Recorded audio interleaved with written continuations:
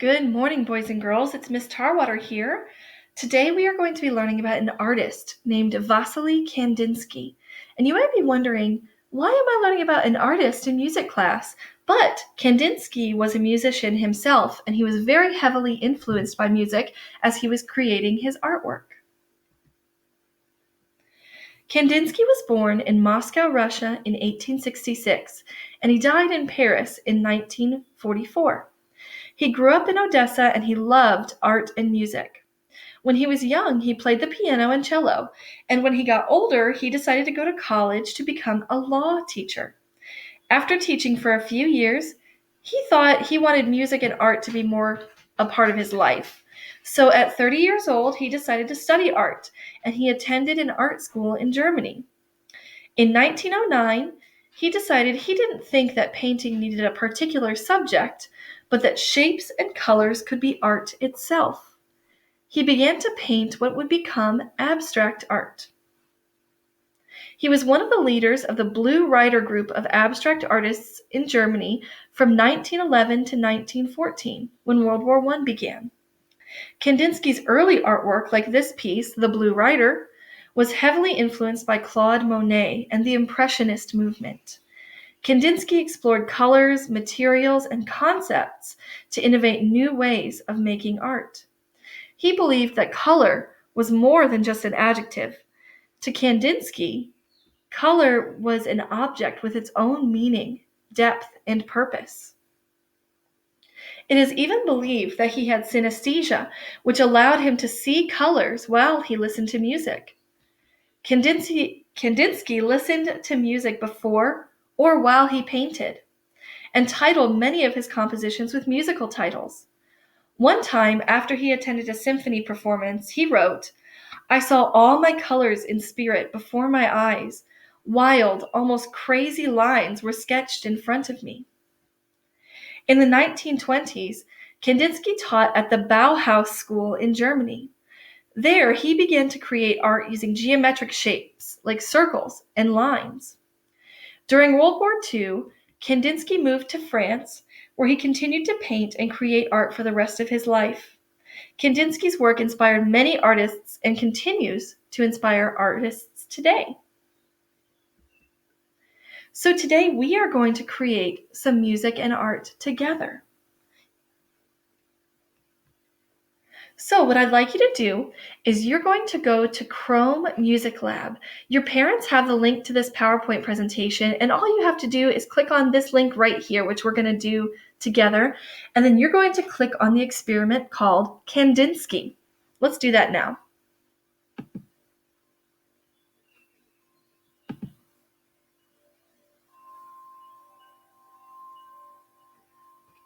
All right, so you'll see on Chrome Music Lab, there's lots of different ones, but we're going to go to this one right here called Kandinsky. So for this experiment, we can create all sorts of different shapes, lines, circles, squares, triangles, whatever we want.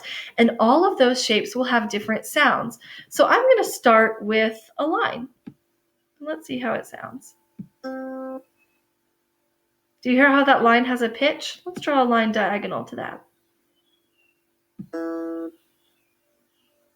So this one has a higher pitch and this one has a lower pitch, doesn't it? Let's draw one way down here at the bottom. Much lower, right? All right, let's see what happens if I make a circle. Oh, gives it a little face, doesn't it? Let's do another one. Oh, come on. There we go. Maybe I'll draw a low circle down here.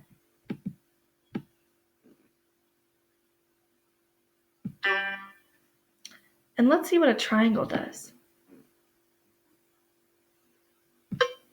Oh, it sounds like the triangle gives us percussion. Very cool. So let's push play and see how this composition sounds.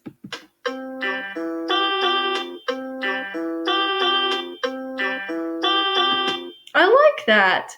Now let's click on this colorful wheel and you'll see that you'll have options for different colors. And these colors change the sound. Let's notice what happens when I click on orange and yellow.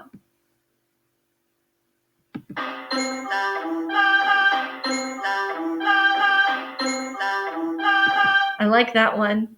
It's more of a symphony, isn't it? I hear the strings and the lines. And let's click on the pink and purple.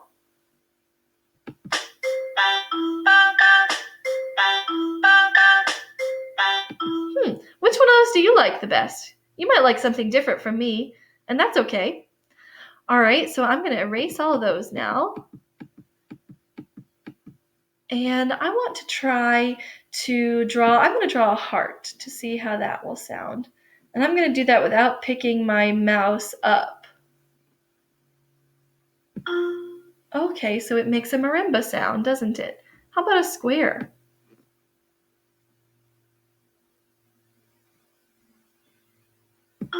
Same sound.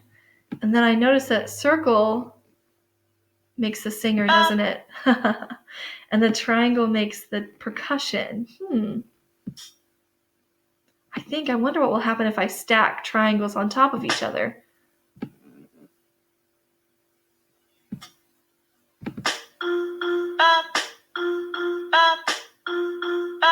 I like that. That's fun. All right, boys and girls. So now what I'd like for you to do, let's go back to our presentation here. I would like for you to experiment by drawing whatever you'd like first. Just like I did. I just kind of doodled. I drew shapes and squiggles and lines, and see what you think when you're drawing by yourself.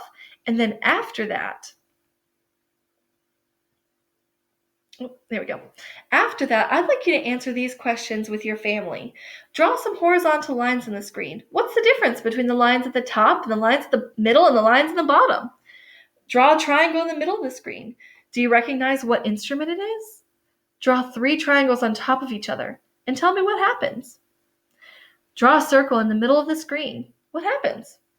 Draw 3 circles on top of each other and tell your family what happens.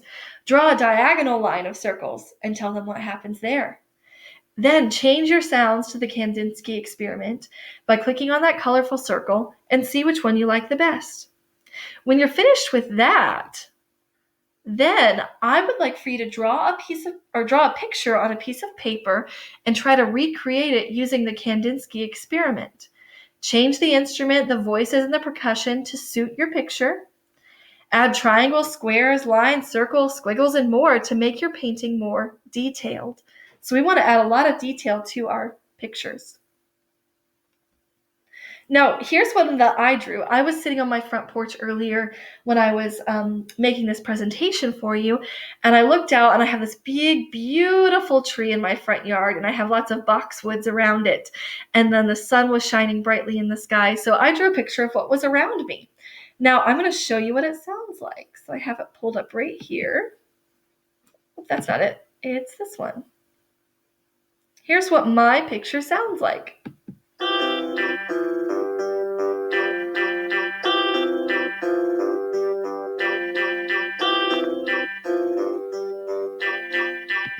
Do you hear how some of the sounds are overlapping because they're right on top of each other? Just like it would if we were playing instruments at the same time.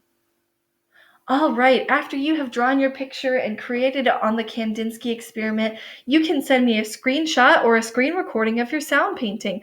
I would love to see your work. My email is right here. It's atarwater@broadwateracademy.org. And let me know if you have any questions at all. And lastly, I miss you guys so much. I hope you guys are doing great. I hope I get to see you really, really soon. Have a great, great day.